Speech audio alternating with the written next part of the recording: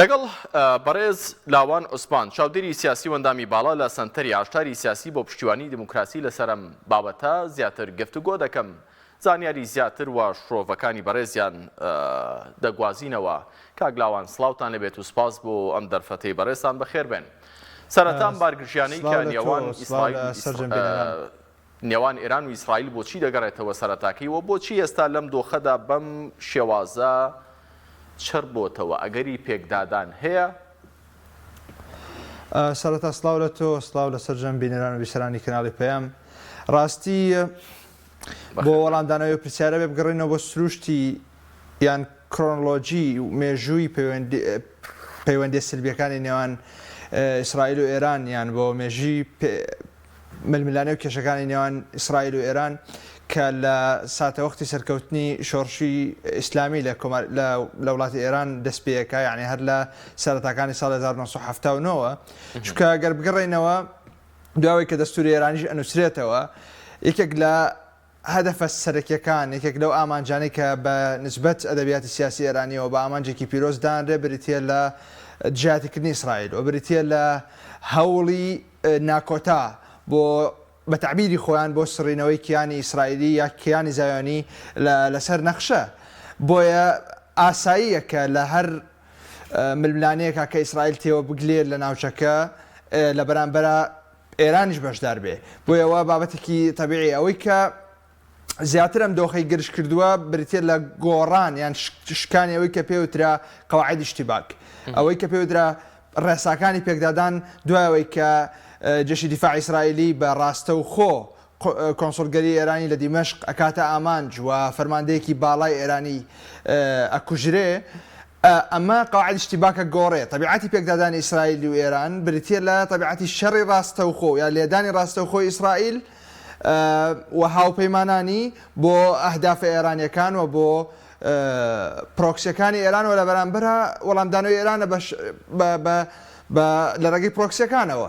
بەڵام ئەوە ئێستا چاوەڕێیە کرێ، چاودێران زۆرجار بە زۆری باسیەکەن، باس دەوەکەن کە گوایە ڕەدێکی ڕاستە و خۆ لە کۆماری ئیسلامی ئێرانەوە بێ کە ئەمەش کۆمەڵێک تەفاسیری تایە. یعنی پێویستە کە شەرحی زیاتر بکرێەوە، پێویستە زیاتر بچینە بنج و بناوانێ. زۆر باشە. ئێران بۆچی دەیهوێت ڕەدێکی ڕاستە و خۆی هەبێ لە کاتێکدا کە دۆستێکی وەکو بزوتنەوەی حەماس ئەم پرسیاری هاوڵاتیانیشە 33,000 هاوڵاتی لێ دەکوژێ، بەڵام هێشتا ئێران دان بە خۆی دادەگرێت. بەڵام جێگری فەرماندەیەکی باڵای کە لە باڵوێزەکەی لە سووریا دەکوژرێت دێتە سەرخەت حتا هەڕەشەی لێدانی ڕاستە و خۆ دەکات لە ئیسرائیل. پرسیارەکە ئەوەیە کە ئیسرائیل نەیدەزانی کە ئێران بەم حەجمە تووڕە دەبێت بەم لێدانە؟ نا بەعکسەوە، یعنی من پێم وایەوە زۆر ڕوونە بە نسبەتەوەی کە لە مێژووی ململانەکانی ئیسرائیل و ئێران تێگەیشت بێ بە جۆرە گرژۆرەکان ئەبێ بزانرێت کە شتەکە پشتە بەسێ بە قەواعید ئیشتیباک. من باسی دەستوری ئێرانیم کرد. زانی هاوڕێ دەستوری ئێرانی لەسەر کۆمەڵێک بنەما بە هاوپەیوەست بە بابەتی پەیوەندەکانی دەرەوە یان سیاسەتی خارجی کۆماری ئیسلامی ئێران لەسەر کۆمەڵێک بنەما ڕاوەستاوە. جا چ ئەوەی کە جوڵە و بڕیاری عەسکەری بێ یان کردەی دیبلۆماسی. کۆماری ئیسلامی ئێران لە دەستوری خۆیان ئیقرار لەسەر ئەوە کە هەر خوتوەیەک یان هەر بڕیارێک یان هەر هاوپەیمانەتیەک ئەبێ بۆی کە بچێتە پێشەوە ڕەچاوی سێ خاڵ بکرێ: عەزیمەت، حکمت و مەسلحەت. یعنی ئەگەر من هێزی تەواوم هەبێ بۆ ئەنجام ئەمەوەکو کۆماری ئیسلامی ئێران بۆ ئەنجامدانی کردەیەک، بەڵام مەسلحەتی کۆماری ئیسلامی ئێران بەرقەرار نەبێ، حکمەتی تێدا نییە منەوە خوتوەیە هەڵبژێر.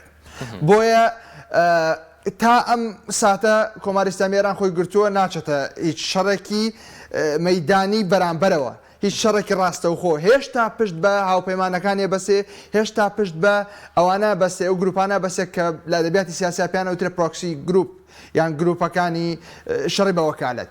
بۆیە ئاسایی ئێمە تەفسیرەوە بکەین بۆچی کۆماری ئیسلامی ئێران کاتێک قەواعید ئیشتیباکە گۆڕێ بۆ لێدانی ڕاستە و خۆ ئەو کاتە دێتە دەنگ، چونکە ئەو ڕەچاوی خاڵی عەزیمەت، مەسلحەت و حکمەتەکە. سەرباری ئەوەی کە تۆ باسی بزوتنەوەی حەماست کرد، ئەزانی یعنی نهێنی پشتیوانیکردنی ئێران بۆ ینی بۆ تەنزیمی حەماس بۆ گروپی حەماس بریتە لە دووبارە بێ بگەڕێنەوە بۆ دەستوری ئێرانی. من پێم وایە ئەوەی کە دەستوری ئێرانی نەخوێنێتەوە و تا حدێکی باش لە ماوەدەکانی تێنەگا ناتوانێت تەفسیر بۆ کۆمەڵک جوڵەی کۆماری ئیسلامی ئێران بکە. ئەوان لە دەستوری خۆیاندا ئیقراریان کردووە کە هەر گروپێک هەر جاچەکداری بێیان سیاسی ئامانجەکەی بریتی بێت لە جیاتیکردنی کیانی زایۆنی بە تعبیری خۆیان فەرزە لەسەر کۆماری ئیسلامی ئێران کە پشتیوانی بکە جا بە هەر ڕێگەیەک بێ. ئەمە لەلانی قاعدەی فقهی و شەرعیەوە. لەلایەنێک ترەوە کە پەیوەندی بە بوعدە سیاسیەکەەوە هەیە، کۆماری ئیسلامی ئێران بۆ ئەوەی بێتە ناو دنیای عالەمی ئیسلامی بە لایەنە سونیەکەیەوە، یعنی دنیای ئیسلامی سنی تەنها یەک دەواازەی هەیە، ئەویش بریتە لە دەواازەی قەزەی فەڵەستین و غەزە. بۆیە ئەیبینیت کە ئێران لە هەندێک حاڵەت لە پراگماتیزمی خۆیەوە ئەکشێتەوە، بەڵام لە حاڵەتی ترا ئەبێ بە زمان حاڵ و ئەبێ بە لانی یەکەم کە پێی وایە ئەبێ دیفاع لەو قەزیە بکە بەو جۆرێ. پرسیارێکی دیکە ئەوەیە کە ئێران بۆ کارکتەرێکی سیاسی بۆ فەرماندەیەکی باڵای خۆی ئەمە لە دەستوری ئێران و لە جیهانبینی ئێران بۆ دەوڵەتداری بۆ هەژمون فراوانکردنی خۆی لە ناوچەکەدا بۆ کارکتەرێکی سیاسی وەکو قاسم سلێمانی یاخود جێگری فەرماندەی باڵای ئێران ئەمجارە لە سووریا کە لەلان ئیسرائیلەوە کوژراوە دەوڵەتی خۆی دەخاتە ناو جەنگێکەوە کە ئەو سەریپەتەکەی لێ دیار نەبێت. ئەگەر نایخاتێ بەرپرسانی باڵای ئەمریکا حتا جۆ بایدن ئەم قسانە لە چه منتەڵەقێکەوە دەکەن کە بەڵێ ئێران وەڵامی ئیسرائیل دەداتەوە. ئەزانێ هاوڕێ ئەوانەش ینی هەم ئیدارەی ئەمریکی و هەم جۆ بایدن و هەم لایەن ئیسرائیلیش باش تێگەیشتوون لە سروشتی وەڵامدانەوەکانی کۆماری ئیسلامی ئێران لە کاتێک کە لێدانێکی وای ئاراستەکرێ. من ئەمەوێ ئەگەر بوارم پێبەی بە یەک خولەک بگەڕێنەوە بۆ ساڵی 2020 من وەکو ئێستا بیرمە کە هەموو دنیا چاوەڕێ بوو ئێران ڕەندێکی عسکەری توندی هەبێ لە بەرامبەر تیرۆرکردنی قاسم سلێمانی و مەهدی مهندس و هاوڵانیانە یعنی. بەڵام بینیمان کە ڕێبەری باڵای کۆماری ئیسلامی لە خوتبەیەکی عامە ڕایگەیان کە ئەوانەی لە دەرەوە ناوەی ئێران تێوەگلاون لە تیرۆرکردنی قاسم سلێمانی باجەکدەن، یعنی بە ڕاستەوخۆ ڕایگەیان لەسەر زاری خۆیەوە کە ڕەدەکەمان عسکەری نابێ. یعنی ئەوە زمانی سیاسەتە. بۆیە ئەگەر دقت بین کاگلاوان بڵێ بمبورە هاوکارانم ئاماژە بۆ دەکەن کە کاتم زۆر کەم ماوە. بەڕاستی مێزگردی زۆر شۆڤەی زۆر لەسەر ئەم جمو جۆڵان ئەو خاڵە بەسمەوە پێشەی پرسیاری کۆتاییتکەی ئەم خاڵە زۆر گرنگە بۆی جەنابەت بزانیت. یعنی ئەمڕۆ حادیسێکی زۆر گرنگ ڕوویاوە کە پەیوەندی بە دەست بەسەراگرتنی کەشتێکەوە هەیە لە گەڵوی هورموز کە هی بزنسمانێکی ئیسرائیلیە. ئەو بابەتە زۆر گرنگە. زانی ئەم شەڕە تەنها ئێمە کێشەکەمانەوەی تەنها لە بعدی عسکەریەوە لێڕوانین لە کاتێکە ئەمە خاوەن بعدێکی اقتصادی زۆر گەورەیە. برای من ئەو بابەتە وڵاتێکی گەورەی وەکو سین هاتۆتە سەرخەت لە ڕێی اقتصادیەوە لە پای فەشەلهێنان بە ڕێگەی حەریر بە فەشەلهێنان بە بابەتی ئەو دوو جەزیرەی کە لە سەر خەلیجن فێلکا و بۆ بێران لە بەرامبەر ئاویژەوەیە کە فەشەل بێنێ بە پرۆژەکەی مەملەکەتی عەرەبی سعودیە کە پەیوەندی بە تیران و سەنافیری میسریەوە هەیە کە ئەمە پەیوەندی بە هەم طریقی تەنمی غەربیەوە هەیە هەم بە طریقی حەریری سینیشەوە هەیە. ئەم بابەتە بعدێکی اقتصادی زۆر گەورەیە. یعنی شەڕەکە هەر تەنها خاوەنی ڕەهەندی سیاسی و عسکەری نییە. بەڵام بۆچی ئەمجارە هەموو چاوەکان بۆ ئەوە چوون کە ڕاستەوخۆ ئێران و ئیسرائیل ڕوبەڕووی یەک ببنەوە لە ڕووی عسکەریەوە بۆ پێشتر لە ساڵی 79 ڕوبەڕوونەوەی بازرگانی و هەژبوونی ئابووری لە نێوان نەک ئێران و ئیسرائیلدا لە نێوان وڵاتانی ناوچەکەشدا هەربوونی نەبووە. ئەزانێ ئەوە تۆ لە منطەلقی ئەوە سەیرەکەم ئەوەیە لاوان ببوورە. ئەمجارە هەموو خەڵک لە خۆڕەڵاتی ناوەڕاست حتا لە عێراق حتا گروپە شیعە عێراقیەکانیش لە دوای سەردانەکەی شیعە سوودانی بۆ ئەمریکا ئەمڕۆ جارێکی دیکە هەڕەشان کردووە کە ئێمە لە ئامانجەکانی ئەمریکا دەدەین. هەموو چاوەکان بۆ سەر ئەوەن کە ئەمجارە ڕوبەڕووبوونەوەکە سەربازی بێ نەک اقتصادی. بۆچی ئەمجارە لانی سەربازیەکە خۆی زەق کردوتەوە هەموو گیان چاوەڕێی ئەوەن کە پێکدادان ڕوودات. زۆر باش. بە کورتی سوپاس دەکەم.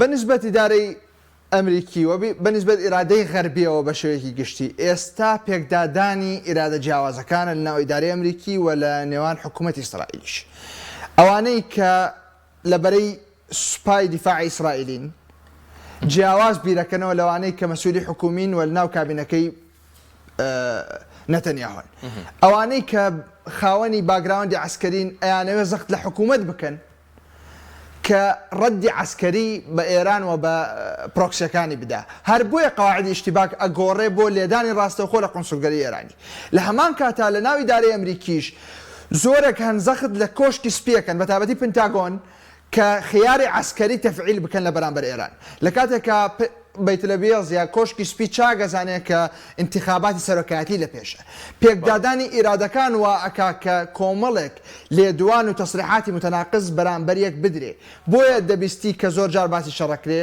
ئەمە بەنسبەت ئیدارەی ئەمریکی یا مەسئولینی ئەمریکی کە چ تەسریحێکیانیاوە چ ڕێیەکیان دەربڕێەوە بەنسبەت ئیسرائیلەکانیشەوە بەنسبەت ناوخۆی عێراق هاوڕێ ئەوانەش کۆمەڵێک تەوزیع دوارە یعنی محەممەد شیع سوودانی لە خۆی لەو جۆرە ئێستا بەشێکی پەیوەندی بە مەلەفاتی ناوخۆیەوە هەیە لە دۆخی ئێستا پەیوەندی نێوان گروپە چەکدارەکان کە بەوەلا بۆ ئێران ناسراون لەگەڵ محەممەد شیع سوودانی حکوومەتەکەی لە پەیوەندیەکی سلبی خراپان ئەم قسەیە ڕەنگە بۆ جەنابەت وە بۆ بینەران جیاواز بێ بۆ چونێکی جیاواز بێ زانیارێکی جیاواز بێ بەڵام ئێستا پەیوەندیان خراپە من ئەڵێم ئەو قەزەی فەڵەستین و قەزەی غەزە کە قەزەیەکی گەورەی ئینسانیە لە هەموو مەیدانەکانە لە ڕووی سیاسی و ئیستیقلالەکرێ بمافیهی ناوخۆی عێراقیش لە ناوخۆی عێراقیش ئەو لایەنانە لە بەرەوەی لە کێشەدان لەگەڵ محەممەد شیع سوودانی حکوومەتەکەی ئەیانەوێت بەو جۆرە تەعویزی موقفەکان بدەنەوە بەو جۆرە پشتیوانی بۆ خۆیان پەیدا بکەن ئەگینە ئەوانیش لەگەڵ بژاردەی شەڕدانین ئەوانیش لە دوای ئەوەی کە لە شارع فەڵەستین لە عمقی بەغا لە سەرکردەیەکی ناسرا و گەورە ئەدرێ ئەوان جەکشێنە دواوە ئەوانش لە مەوقفەکە تێگەیشتون کە قەواعد ئیشتیباک ئەگەر بگۆڕێ ئەوان لە تارگێتان ئەوان لە هەدەفان و ئەکرێ بە ئاماژ بگیرن بەڵێ زۆر بەڕێز لاوان عوسمان چاودێری سیاسی و ئەندامی باڵا لە سەنتەری ئاشتاری سیاسی بۆ پشتیوانی و دیموکراسی سوپاس لە ستۆدیۆکانمان لە شاری سلێمانیەوە ڕاستەوخۆ لەگەڵمان بوون سوپاس بۆم دەرفەتە